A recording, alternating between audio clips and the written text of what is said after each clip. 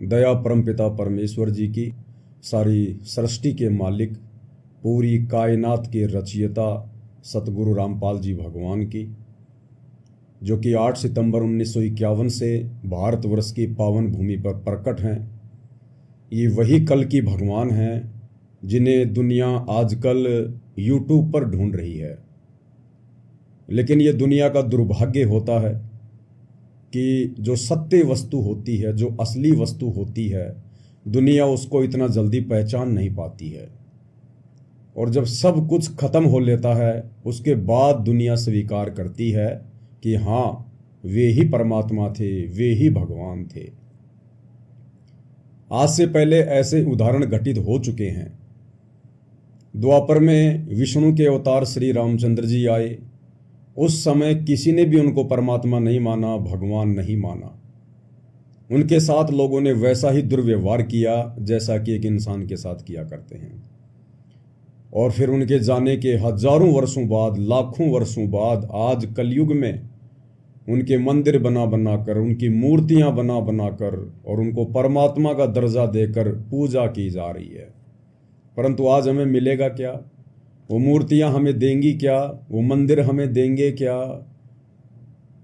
गाय या भैंस के मरने के बाद उसकी पत्थर की या सोने चांदी की मूर्ति बनाकर अगर हम उसके नीचे दूध निकालने के लिए बाल्टी लेकर बैठेंगे तो क्या वो दूध देगी?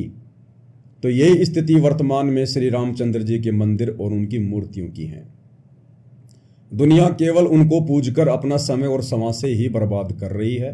दुनिया को जो भी कुछ मिलना है या मिल रहा है वो उनके पूर्व जन्मों की भक्ति के संस्कार के आधार से मिल रहा है। और वे मूढ़ प्राणी सोच रहे हैं कि हमें श्री राम जी दे रहे हैं, हम जो भक्ति कर रहे हैं उस भक्ति से हमें मिल रहा है।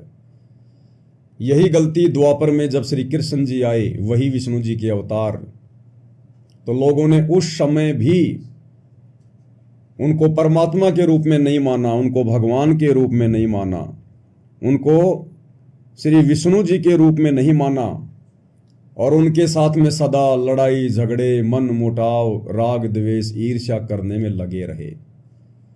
और उनके शरीर छोड़कर जाने के आज हजारों वर्षों बाद कलयुग में उनके मंदिर बना बनाकर, मंदिरों में करोड़ों अरबों रुपया बर्बाद कर करके, उनकी मूर्तियां बना बना के, लड्डू गोपाल बना बना के, और आज उनसे लाभ प्राप्त करने की उनसे कामना की जा रही है। कुछ नहीं मिलेगा, 1% भी नहीं मिलेगा। क्योंकि डॉक्टर के मरने के बाद आप उसकी कितनी ही बढ़िया मूर्ति क्यों ना बना दें, कितना ही दंडवत क्यों ना करें, आप उसकी कितनी पूजा पाठ क्यों ना करें, डॉक्टर के मरने के बाद डॉक्टर की वो पत्थर की या सोने चांदी की मूर्ति वो लाभ नहीं दे सकती जो लाभ जीते जी डॉक्टर दे सकता था। तो ठीक यही स्थिति वर्तमान में दुनिया की बनी हुई है। आध्यात्मिक अज्ञानता के कारण, तत्व ज्ञानहीनता के कारण।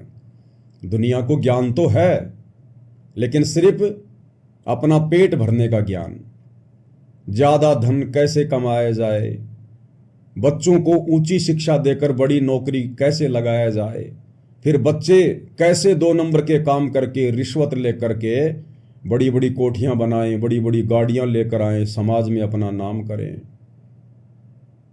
कैसे झूठी शानो शौकत दिखाने के लिए ज्यादा से ज्यादा धन कमाया जाए, 2 नंबर का धन घर में कैसे आए। तो ज्ञान तो है दुनिया को, लेकिन जो ज्ञान दुनिया को है वो केवल कर्म फोड़ने का ज्ञान है, कर्म बनाने का ज्ञान नहीं है। ये कर्म बनाने का ज्ञान, मुक्ति प्राप्त करने का ज्ञान, परमेश्वर स्वयं सतगुरु रूप में आकर उस ज्ञान को तत्व ज्ञान के रूप में देते हैं। तत्व ज्ञान यानी यथार्थ ज्ञान, सच्चा ज्ञान, जो ज्ञान वास्तव में पूरे विश्व की जरूरत है, जिस ज्ञान के सहारे ही हम सतभक्ति कर सकते हैं, मोक्ष प्राप्ति कर सकते हैं। तो दुनिया को ज्ञान तो है, लेकिन तत्व ज्ञान नहीं है। और यह तत्व ज्ञान वर्तमान में इस धरती पर कुछ विशेष आत्माओं को है। सबके ऊपर इस तत्व ज्ञान की रजा नहीं हुआ करती है। परमात्मा कहते हैं सकल पदार्थ है जग माही, कर्महीन नर पावत नाही। जिनके कर्म बिगड़े हुए होते हैं उनको वो अमोलक वस्तु प्राप्त नहीं हो पाती जिसके लिए हमें ये मनुष्य जन्म मिला है। तो आज धरती पर वो सतज्ञान भी है, वो तत्व ज्ञान भी है, वो परमात्मा भी है, जिस परमात्मा की प्राप्ति के लिए ऋषि मुनि साधु संत महात्मा तो छोड़िए, श्री रामचंद्र जी, श्री कृष्ण चंद्र भी तड़प तड़प के मर गए। उन्हें नहीं मिला वो तत्व ज्ञान, उन्हें नहीं मिला वो तत्वदर्शी संत। ब्रह्मा विष्णु महेश और 33 करोड़ देवी देवता भी अंधेरे में तीर चलाते हुए जिस परमात्मा को अपनी भक्ति का आधार मान रहे हैं, और जो परमात्मा उनको भी नहीं मिला, आज वो परमात्मा भी धरती पर प्रकट है कबीर देव सतगुरु रामपाल जी के रूप में। क्योंकि ये 33 करोड़ देवी देवता भी उस परमात्मा को ही आधार बनाकर भक्ति करते हैं, लेकिन उनका मार्ग सत्य नहीं है। 33 कोटि अधारा और ध्यावे 88, ये 88,000 ऋषि महात्मा, 9 नाथ 84 सिद्ध, ये भले किसी को भी अपना इष्ट मानते हैं, लेकिन ये मानते हैं कि हम उस पूर्ण परमात्मा अलख निरंजन की ही भक्ति कर रहे हैं। तो आप और हमारा कितना सौभाग्य, आप और हमारी कितनी बड़ी किस्मत कि जो परमात्मा इन बड़े बड़े ब्रह्मा विष्णु महेश जैसी पदवी प्राप्त आत्माओं को नसीब नहीं है, 33 कोटि देव पद प्राप्त आत्माओं को नसीब नहीं है, बड़े बड़े साधु संत महात्मा ऋषियों को नसीब नहीं है। वो कबीर देव, वो मुक्ति का दाता, मोक्ष प्रदान करने वाला भगवान आज सतगुरु रामपाल जी परमेश्वर जी के रूप में आप और हम चंद आत्माओं को नसीब है, प्राप्त है। हम उनकी शरण में हैं, उनसे उपदेश लेकर और इस भक्ति का रस पी रहे हैं। अब भाइयों और बहनों, ये कलयुग की बिचली पीढ़ी है और इस समय के विषय में काल ने पहले ही परमात्मा को कह दिया था। जब परमात्मा जोगजीत रूप में काल के साथ में जब उनकी मुलाकात हुई थी तपतशिला पर, तो काल ने पहले कह दिया था कि जाओ जोग जीत संसारा, जीव न माने कहा तुम्हारा।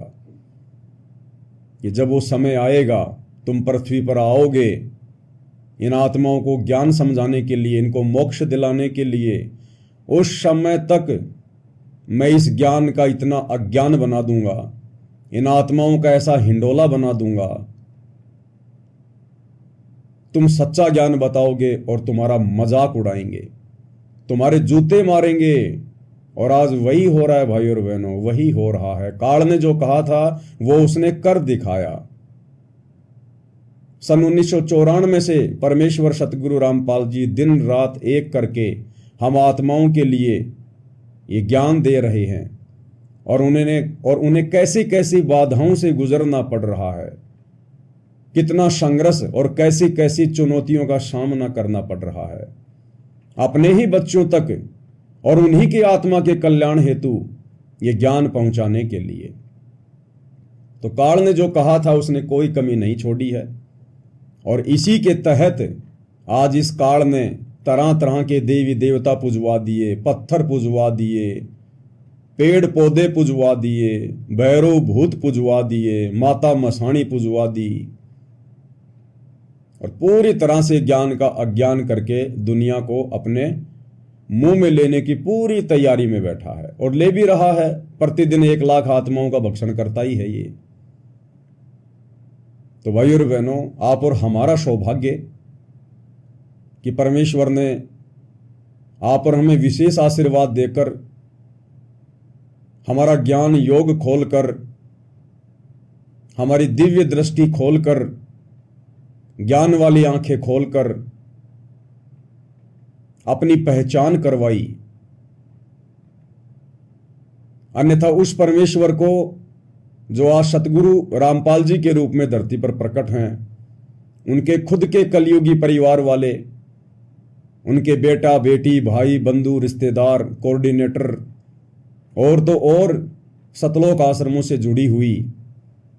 90% संगत भी नहीं पहचान पा रही है। दो नावों की सवारी में है। गुरु तो बना रखा है सतगुरु जी को, जुबान से उन्हें भगवान भगवान तो कहते हैं, लेकिन हृदय से उन्हें भगवान मानते नहीं हैं। हृदय से भगवान मानते हैं एक दाढ़ी मूंछ वाली कबीर जी की समझे जाने वाली उस नकली फोटो को, कागज के टुकड़े को। तो वे आत्माएं भी अभी तक काल प्रेरित ही हैं। उन आत्माओं पर सतगुरु की वो रजा नहीं हो पाई है जो रजा साध संगति से जोड़कर आप और हम सत्सेवक आत्माओं पर गुरुदेव ने कर दी है। तो भाइयों और बहनों, ये दुनिया समझे ना समझे, उनके अपने संस्कार, उनकी अपनी किस्मत, हमारे खुद के गुरु भाई बहन समझे या ना समझे, उनकी किस्मत, उनका भाग्य, उनके संस्कार। परंतु जिन आत्माओं पर परमेश्वर ने दया कर दी है, अपनी पहचान करवा दी है, तो हम आत्माओं ने अब सिर धड़ की बाजी लगानी है। हमने ना तो उन जगत वालों के झूठे आडंबरों को देखना है, उनके पाखंड को देखना है, और ना हमने परमेश्वर सतगुरु रामपाल जी के शत भक्ति मार्ग में, उनके यथार्थ 13वें कबीर पंथ में काल प्रेरणा से जो आडंबर, जो पाखंड, उनको ना पहचान कर उनके काल प्रेरित कलयुगी परिवार ने फैला दिया है, ना हमने उनको देखना है। चाहे कितने ही आदेश निकाले जाएं, कितने ही पीले पर्चे डाले जाएं, कितनी ही ज्ञान विरुद्ध हरकतें की जाएं, हमने उनको नहीं देखना। हमने केवल उस आधार से भक्ति मार्ग पर आगे चलना है जो आधार हमें गुरुदेव ने बताया, और वो आधार है ज्ञान आधार। यानी गुरुदेव ने हमें जो सत्संग दिए हैं वो कंप्लीट भक्ति का विधान है, संविधान है। उसके विपरीत गुरुदेव कोई आदेश नहीं देंगे, और यदि उसके विपरीत हमें कोई आदेश दे रहा है गुरुदेव का नाम लेकर, तो हमने बिल्कुल भी यकीन नहीं करना है, हमने डरना भी नहीं है, हमने घबराना भी नहीं है, हमने विचलित भी नहीं होना है। क्योंकि टीचर ने जो सिलेबस दे दिया उसी में से परीक्षा लेगा। तो सन 2014 बरवाला कांड के बाद का समय आप और हम सभी भाई बहनों की परीक्षा का समय है, और गुरुदेव ने सन 1994 से 2014 तक जो सत्संग कर दिए हैं, जो भक्ति का पाठ हमें पढ़ा दिया है, हमने केवल उसी आधार से अपनी परीक्षा को देना है। ना जल्दबाजी करनी है, ना जोश में होश खोना है, ना अन्य कोई घटिया हरकत करनी है। परमात्मा ने हमें सील, संतोष, विवेक, दया, अक्षमा, ये 5 विशेष गुण प्रदान किए हैं, और भक्ति के 16 श्रृंगार प्रदान किए हैं। हमने इनके अंतर्गत रहकर ही अपनी परीक्षा को देना है, तभी हमारे गुरुदेव हमसे प्रसन्न होंगे। हमने भावनाओं में बहकर कोई भी गलत कदम नहीं उठाना है।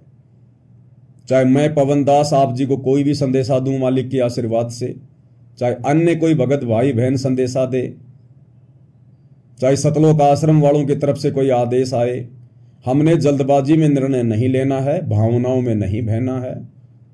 शांति से, धैर्य के साथ में पहले विचार करना है, उस आदेश को, उस फरमान को गुरुदेव भगवान के ज्ञान आधार से उसको मापना है, और फिर जो हमारी आत्मा स्वीकार करे गुरुदेव के ज्ञान अनुसार, हमने वही निर्णय लेना है, उसी हिसाब से हमने आगे कदम बढ़ाने हैं। तो भाइयों और बहनों, काल हमसे गलतियां करवाएगा, मनमाना आचरण भी करवाएगा, जल्दबाजी में गलत फैसले दिलवा कर भी हमारी मर्यादा तोड़वाएगा, पूरी कोशिश करेगा, क्योंकि उसका भोजन इस वक्त उसके मुंह से छूट रहा है। तो अपना भोजन आसानी से कौन छूटने देता है?